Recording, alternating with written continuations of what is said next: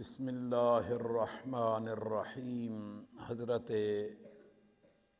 عبداللہ بن سلیمان سے روایت کی گئی ہے، بے شک حضرت عمر بن خطاب فاروق اعظم رضی اللہ تعالی عنہ سے روایت کرتے ہوئے فرماتے ہیں کہ حضرت فاروق اعظم رضی اللہ تعالی عنہ نے فرمایا، ای الناس افضل، لوگوں میں سب سے زیادہ فضیلت والے لوگ کون سے ہیں؟ قالو، صحابہ نے عرض کی، المصلون، نمازی۔ قالا، حضرت فاروق اعظم فرماتے ہیں، ان المصلی یکون برا و فاجرا، نمازی نیک بھی ہو سکتا ہے، گناہ گار بھی ہو سکتا ہے۔ قالو، پھر انہوں نے کہا، المجاہدون فی سبیل اللہ، اللہ کی راہ میں جہاد کرنے والے۔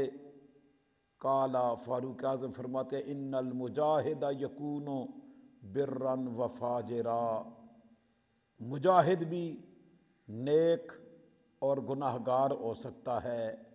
قالو، پھر انہوں نے عرض کی، الصائمون، روزے دار۔ قال، آپ نے فرمایا، ان الصائم یکون برا و فاجرا، روزے دار بھی نیکوکار اور گناہ گار ہو سکتا ہے۔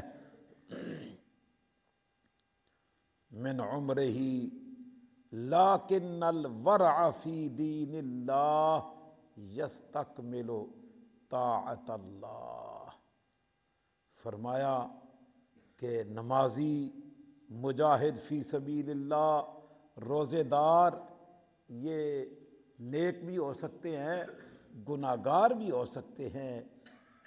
فاروق اعظم فرماتے ہیں، لیکن الورع فی دین اللہ، اللہ کے دین میں ورع، تقوی اگر حاصل ہو تو یستکمل طاعت اللہ، تو اس بندے کی جو اللہ کی اطاعت ہے وہ بندہ پوری کر لیتا ہے، کامل ہو جاتی ہے اس کی اطاعت اللہ کی۔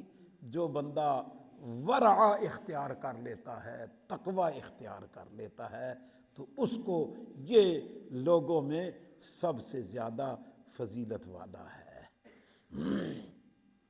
اگلی روایت حضرت حسن بن دینار سے، اور وہ حضرت حسن بصری سے روایت کرتے ہیں کہ آپ فرماتے ہیں کہ اللہ کا فرمان، یؤتی الحکمت من یشاء، جس کو اللہ چاہتا ہے حکمت عطا فرماتا ہے۔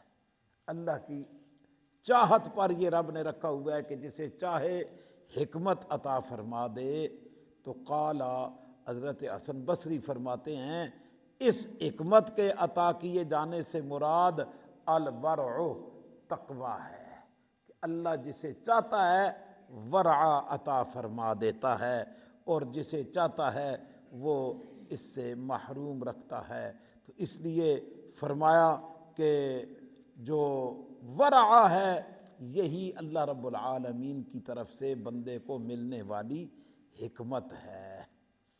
اگلی روایت حضرت معاویہ بن قرہ روایت کرتے ہیں، فرماتے ہیں، دخلت علی الحسن، میں حضرت حسن بصری کی خدمت میں حاضر ہوا، وہو متکئ علی سریرہ، وہ اپنے تخت پر ٹیک لگائے ہوئے بیٹھے ہوئے تھے۔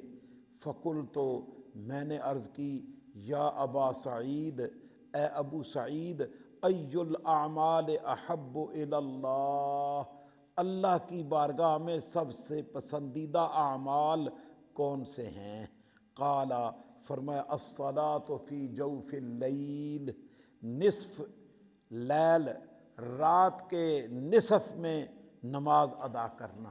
نصف اللیل جس کو کہتے ہیں، جوف اللیل ہوتا ہے کہ رات کا آدھا جہاں ٹائم گزر چکا ہو اس وقت نماز پڑھنا اللہ کو سب سے زیادہ پسند۔ والناس نیام، دراں حالے کہ لوگ سو رہے ہو، لوگ سو رہے ہو اور اس وقت کوئی اٹھ کے نفل ادا کرے تو فرمایا یہ اللہ کو جو اعمال پسند ہیں ان میں سے ہے۔ قل تو فَأَيُّ الصَّوْمِ افضل، کون سا روزہ زیادہ فضیلت والا ہے؟